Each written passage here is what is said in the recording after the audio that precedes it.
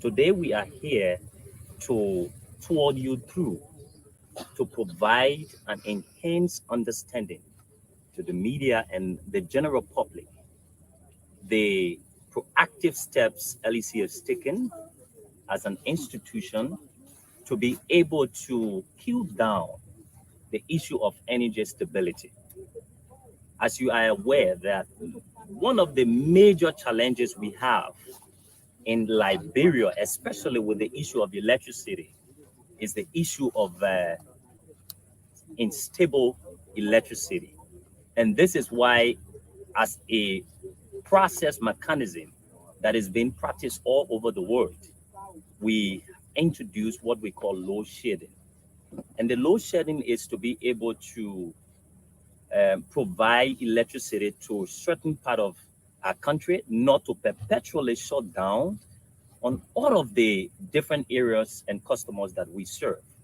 So, as part of that, we were able, as a Liberian management team, headed under the stewardship of Honorable Money Captain, in just about 1 year, 6 months, we have secured a $300 million for the construction of a new dam. As I said here, this is where the dam will be constructed. And we'll have with us Mr. Bill Higgins, who is the project director, who will give you technical details of the entire scope of what we intend to do here. Ladies and gentlemen of the press, the general public, the Liberia Electricity Corporation is making all proactive steps and taking all giant steps to ensure that we bridge the gap of this energy instability. And this is why we have come today with the media and our project director in line with the community to be able to conduct this field trip. Possibly by next month in March, we will be starting off the feasibility studies to tell you how serious LEC is in terms of making and ensuring that development and energy expansion, we expand customer base, and there are a lot of other direct and indirect benefits. This project that will last approximately over 3 years, you will realize that it would increase long-term and short-term employment. And people of this same very community, this same very county, Liberians at large will benefit from this same project. And you will as well realize that this is happening just because of a Liberian management team that is led by serious minded people, people who understands, despite we have several challenges. This is why we have come today to be able to kickstart this project. So, not with much ado, I will now turn to Mr. Bill Higgins, and the project director and of the LESAP, and he will give you technical details of why we are here. My name is Philip Farley, and I am the director for communication, information, and public affairs at the Liberia Electricity Corporation. Mr. Higgins, you're welcome. Thank you, Philip. And yes, um, thanks very much, Philip. I'm really pleased to be here today. My name is Bill Hakin. As you've already heard, I'm the project director for the project implementation unit, which sits within LEC. I'm responsible for the delivery of Respite, which is a World Bank funded project, approximately $300 million. And I'll go into that a little bit more in detail later. I'm very honored, and thank you so much for a warm welcome from the Paramount Chief and from the clan chiefs as well. I'm really pleased to be here. It's not my first time to Liberia. I was here between 2015 and 2018 as the project director for the Mount Coffee Rehabilitation Project, which is now capable of producing 88 megawatts. The project we're talking about here, SP2, is 2 to 3 times the size of Mount Coffee. I'd also like to thank for the support from His Honourable Representative Fode of this district for those strong words of encouragement. We can't projects are built by people, right? It's not systems and programs and computer programs and stuff. It's actually built by people.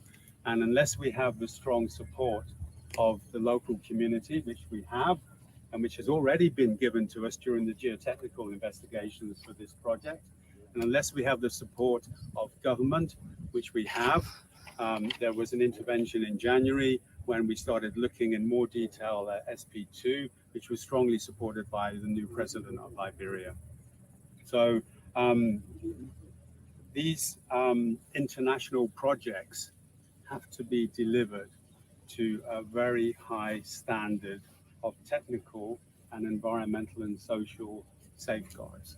If we don't have these high standards in place, we don't get the funding from the World Bank, and then there's no project. So it's really important that the team that I'm now building at the PIU is filled with the best people that we can find. Some of those people will be international because they have the skills. Myself, I've been an engineer for 40 years in dams and hydropower. I've worked not only in Liberia, but I've worked in Australia and I've worked in the Philippines developing hydropower schemes like this. But one of the key focuses of the project implementation unit is while we deliver this project, we will be building capacity in Liberian people. We've already gone out to recruit 2 hydropower engineers and 2 graduates from Liberia who will come into the PIU and they will be trained up. During the development of the Mount Coffee hydropower project, we had 5 Liberian engineers, which we trained. They worked day to day with me and my other colleagues. They are now in senior positions in LEC. Okay, so the whole objective for me is I want to make myself redundant. All right, so in 3 or 4 years' time, I want somebody to replace me, and I want that person to be a Liberian. Okay.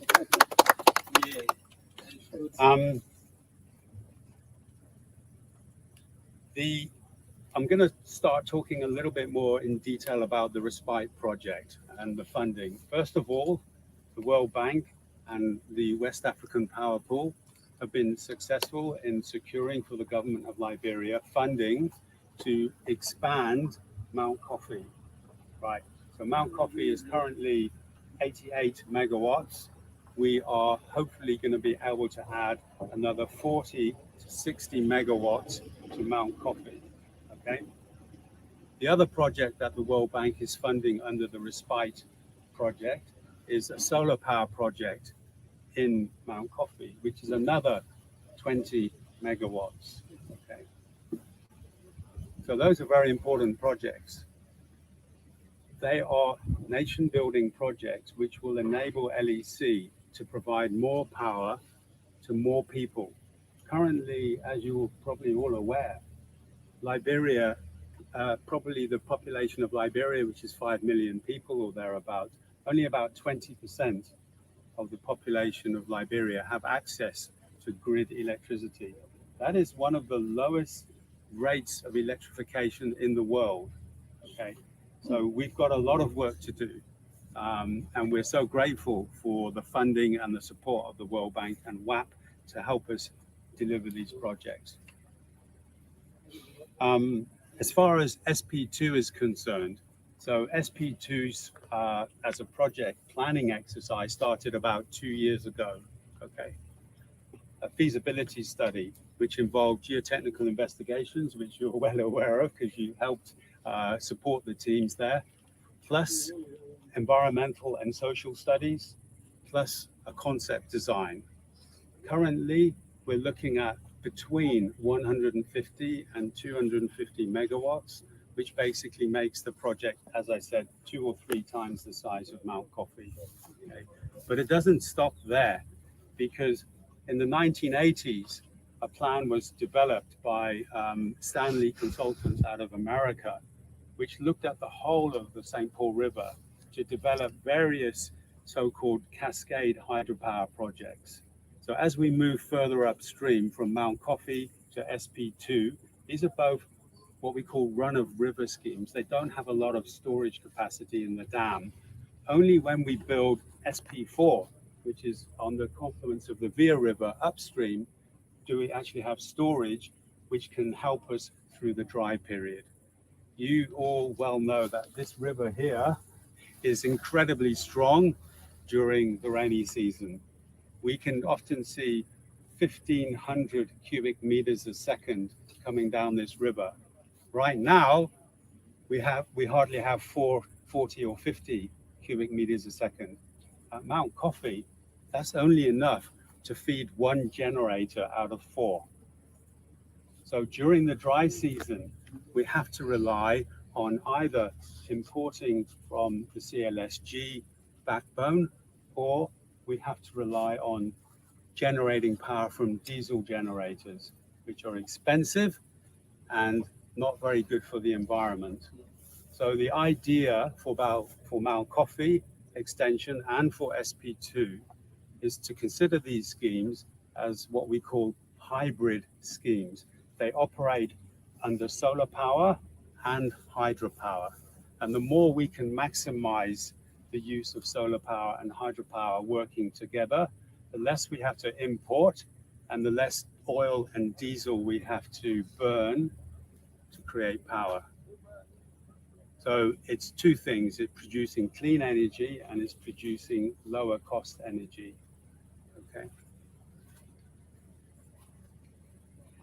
So just to delve a little bit deeper into SP2, you know as well as I do that we're in a fairly flat country. We don't have big mountains here, which means that any dam on the river, on the St. Paul River, has to be a very long dam and it can't be very high.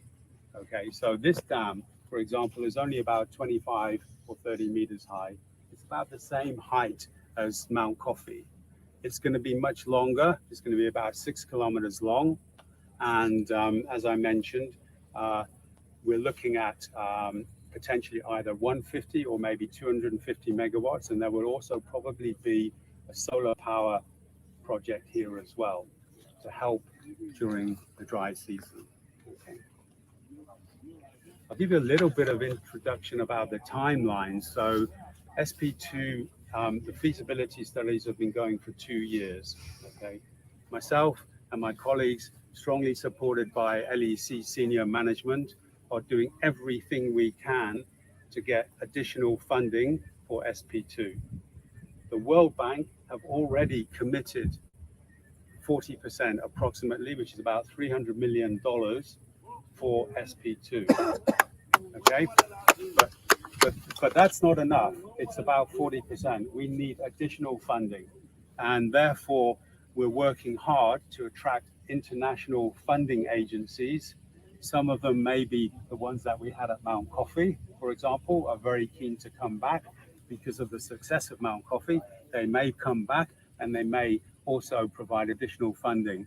We hope that probably by the end of next year, we will have secured enough funding for SP2 to go ahead. Okay. By then, the feasibility studies will be done, the reference design will be done, and we will be looking at procuring contractors to start building in 2026.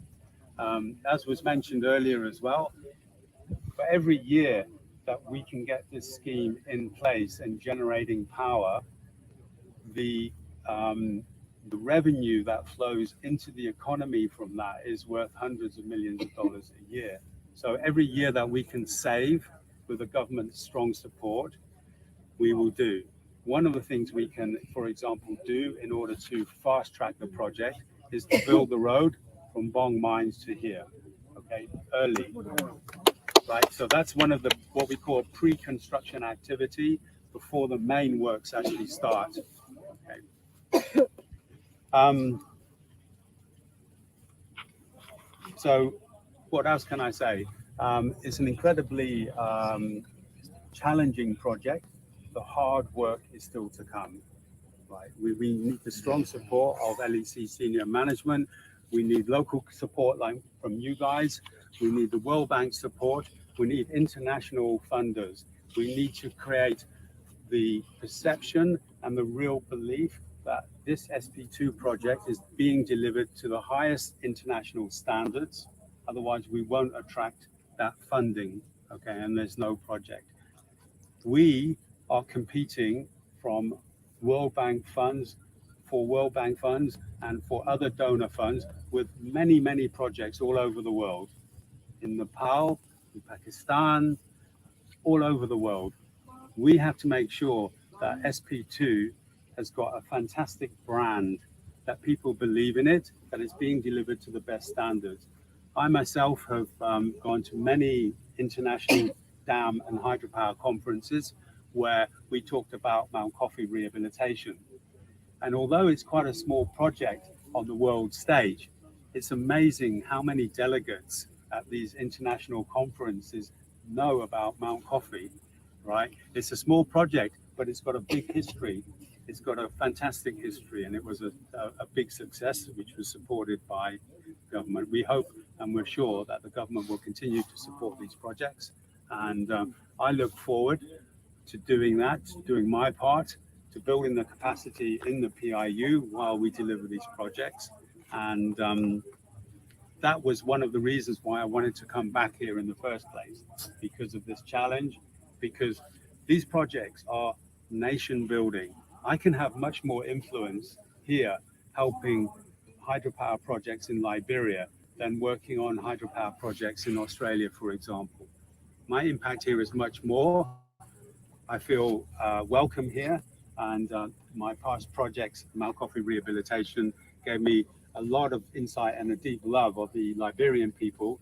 The last thing I'd like to say, to give you an idea of numbers here, during Mount Coffee Rehabilitation, there were up to 1,000 people employed during the construction of that project. 2/3 of that number, which is about 600 people, were Liberians. Okay, these are similar figures that we hope to have here. Okay, thank you. So, To move forward. Great. So let me just reinforce the gratitude extended by Williams to Mr. Higgins. We want to say thank you again for the continuous support and the mindset you have to see in Liberia. One thing you said very critical was to have a Liberian being your replacement. And so that is very critical and a very strong, and we wholeheartedly want to extend our gratitude. So we will take questions from the media. So we will start normally from right to left. So we will start with Julius Chair, and then we'll move. But you will be recognized. So you call your name, your institution, and then you pose your question. yeah, I'm Julius J of OKF, and two quick concerns. Who is going to build the road to come here? When you say build the road, you're going to pave it to come here, that's one. Two, you keep saying between 150 to 250 megawatts. Can you be specific? What is the target? You want to build a 250 megawatt dam, 200 megawatts, 150? Yeah. Good questions. So the first question was, who's going to build the road? If we can find when it goes out to tender after it's been designed, if we have the capability for a Liberian contractor to build that road. No, I mean, who is funding it? Is it LEC? Okay, so at the moment, we're looking to get funding from probably not the World Bank, it's probably one of the other funding agencies. So my colleagues are looking at talking to the British, the Swedish, the Europeans. One of those funding agencies, probably somebody who was already involved in Mount Coffee, is going to come to the party for us. Okay. The second question you had is, can we be specific about whether it's 150 or 250? So when I came to the project, and I only started full time on this project in November last year, the consulting engineer had already done a lot of conceptual design for SP2. Basically, what we're looking at now is I've directed them to looking at this scheme as a hybrid scheme. As I said, it operates with solar and with hydropower. So the answer to your question is, before we can decide exactly what the installed capacity SP2 is going to be, we've instructed the owner's engineer to engage with one of the best consultants in the world who look at hybridization, who look at running hydropower with solar. So this is one example again where we are trying to get the best brains in the world onto our project. So that study is just about to start now, that hybridization study. Similarly, equally important is to look after the environment. So one of the big things at SP2 is we need to make sure that the ecological flow, in other words, the amount of water which is actually left over for the natural health of the river, that is another study. And again, I was on a call yesterday to one of the best consultants in the world, which come from South Africa, on eco flows or environmental flows. They will be engaged as part of the project as well. Okay. So next, Okay. we'll just go. My name is Daniel, and I report for Cool FM. Can you be exact on whether the hydro will be able to feed the entire Bong County, Maragibi, or a specific county? So as far as transmission and distribution is concerned, that's more of LEC's field than mine. But I understand that there could be provision made for potentially local distribution, and of course the Bong Mines, who could be a major client for LEC. Do you want to add to that? So no, I just want to take that. Are you done with your question? So I can Yeah, touch on that a yes, little bit. go ahead, sir. So 150 megawatt to 250 megawatt, that's a lot of power. Look at my coffee alone is generating 88 megawatt at the peak of the rainy season when all the turbines are turning. So this power is sufficient enough to answer your question directly, to supply most of these counties that you need. And it's also sufficient. It's not only being generated for this county, it is a national project that will be fed in the national grid to ensure that all Liberians have access to electricity. So it's not only for these communities or this county adjacent to this project site. Thank you. So my name is Trojan, and of course I report for Prime FM. You kept saying, he also said, you said you've raised 300 million already, and you said that's just 40% of what you need. Can we know how much this entire project will cost? Because now you're talking about 40%, it means you still have to raise 60% more funding, or can you not tell us now, is it dependent on the feasibility studies when it's completed before you get to know? But if you do, can you tell us how much this project will cost, the entire project? So when we talked about the 150 megawatt scheme, the intention of the engineer at that time was that we have two stages to the project. We do the 150, and then we come back later for another 100, which makes it 250. The original cost estimate of the 150 scheme were between 500 and 600 million. If we go for the 250 scheme, and if we add additional solar power, we're going up to probably the 700, and that's where we get to the approximately 40% funding that's been pledged by the World Bank, which is the 300 million. So 300 million represents about 40% of potentially a $700 million project. I'm here of the local leader. Okay. We are better people. Kalau ngai kere kwa dia kupabe, All the children are here with me today. aklan ji ni ga no nyome be, This is my clan chief who is here. jero tanji ga no me nyakang. This is my general clan chief. So kuli ne, We are happy, really happy. plasna we kon kaman boy, The traditional welcoming you're talking about today, nene ngadi gbede, the women here fix it, ke kwa de le da ku pable. but we left it in the town because we should have done it in the town and not here. Ke kwal pol, When we go back in the town, ko ba ge no. we will do it there. We'll not forget about it. Because kuli ne kwa kwa munga ngi basa, Because we are so happy and we want all of you to sleep here today, ko ba ka la ku. we'll give you a sleeping place. You shouldn't worry Ba me kuli ne. because we are really happy to have you here. Many ka ge be, What you are about to do here today, first time ka da ge ka ba. this is the first time to see this kind of project in our community. So kwa program ka ka pa, So when you bring in this kind of project in our community, te kwa ku ye se mu, it is important for us to put our hands on it, for us to support it. ko ka se, We say, thank you very much. ku ye se ka mu. we are supporting you. Kwang wa ge mening tina kun kan sta ke We want for the project to even start like today. ko ngori kun ge katen wis kema. We want no delay with this project. That's why Ko we are nu tama da supporting mo you. kwa de o no de pano ka boy, de pano dama nguma, de pano go nguma get lipo. Because some people came here, they said the project will not stand, and they told us that some of the work that have been done here, maybe they are taking good, especially with geotechnical, Yes. and those are all lies. So ka se pa. So we say, thank you very much. Anu nga kre ba de la ke tete. And my people know just call their name and chiefs Kaka du ko ngo for you to know them because you'll be interacting with them, de lama. for you to know their names. So it's good for Ya you to to know nga their no names. de ke. I will talking here today. Ma Ibrahim biya jinu. My name is Abraham Biagino. Ba hendi da go ni. Ke ko la ti ngana. I'm in the headquarters town called Henry of this district. Ka se. Thank you very much. Nano Gre. Mm. I'm Moses D. Washington, country of this ground. Nyanga Tony, Nyanga, name or Karung, local government, two, Tanjibanya. So where you are today, he's a general township for this area. Nyaba Mega, He the one looking all this place for you. Nyanga Nababanka, These are big people. Kaifutia, I gave my blessing to them. okay. Ulu Union, play Kaifuma. This is our own son here. He too, he have our blessing as well.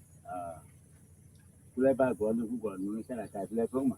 I also we support our brother Jordan who have been here, our son Jordan who have been here with us. Nila, I'm happy very much. Agama Joseph A. Saki. He's called Joseph A. Saki. He ka that it Gaga Aka. Aka. The meaning of it is Aka. Okay, so what's the name of this town? Galabo. Bagrana Kang Bagrana Kabang Bagrana committed to that. So this area is called Bagana, but the town we just passed by just now is called Village. And then, Honorable, Yeah. you introduce yourself to the press quickly. All right, ladies and gentlemen, my name is Prince B. Cody. I'm the special assistant to 40 E Formula.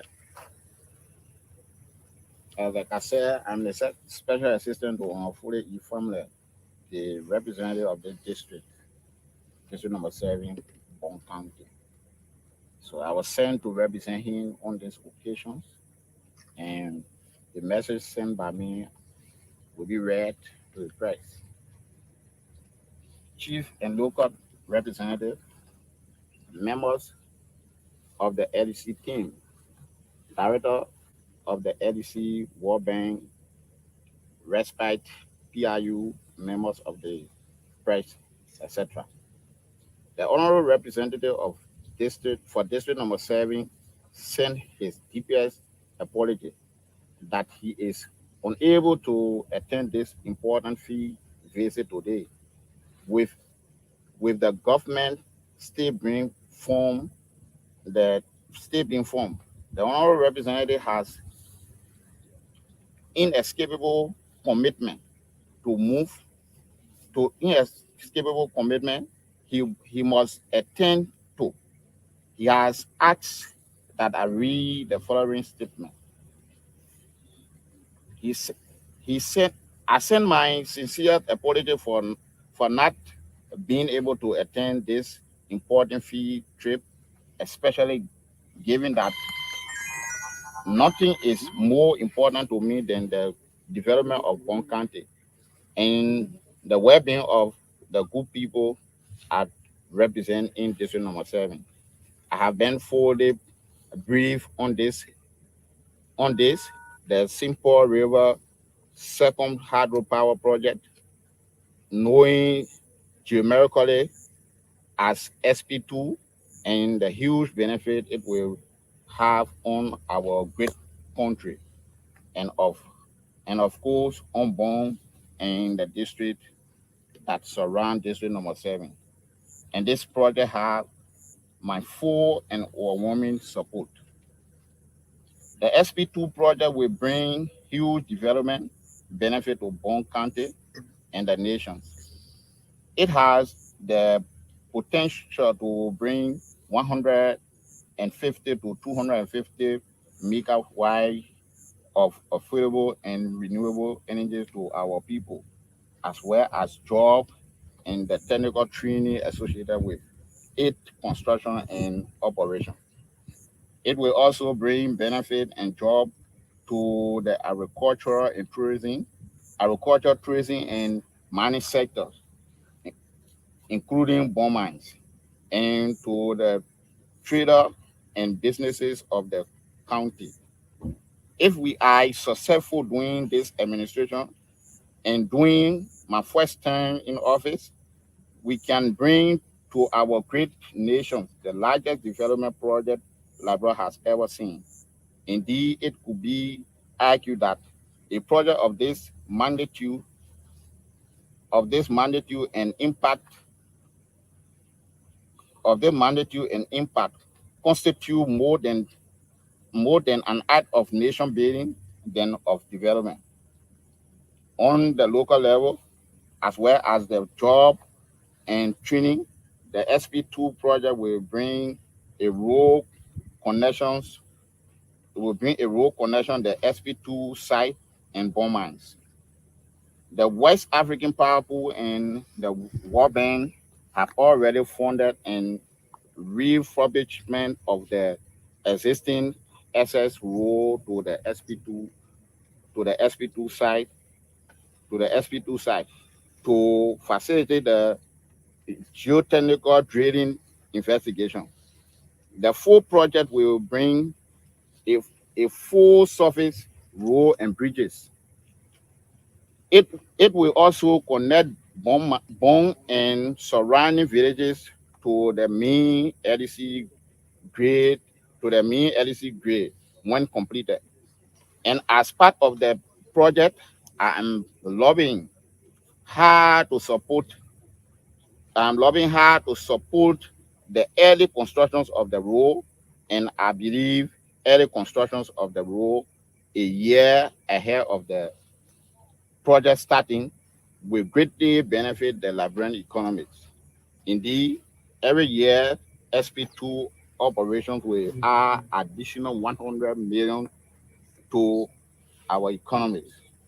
What is more, during the during the wet season, we as a nation will be able to support excess generations we do not need and domestically to the wider West African region. I also understood I also understand that the SP2 is part of the planned LEC strategy for generations system along the Simple River called a cascade system. This cascade system is being designed to that SP2 will feed Mancoffit hydro during the dry season and especially a via storage resource upstream. We feed both SP2 and Mancoffit. However, this project is still many years away from completion. We as a new administration have much to do to make this work.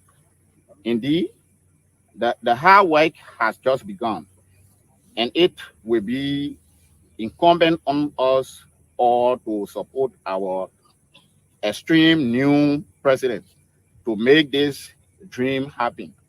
We have been blessed with funding for a full and tangible feasibility study that must be completed to the very high of international standard if we are to extract the funding required for this project. And this is a very important point indeed, because we all need to convince our international partners and friends this pro and friends this project will be designed, procured, and delivered to the highest of these international recognized standard, and that will guide the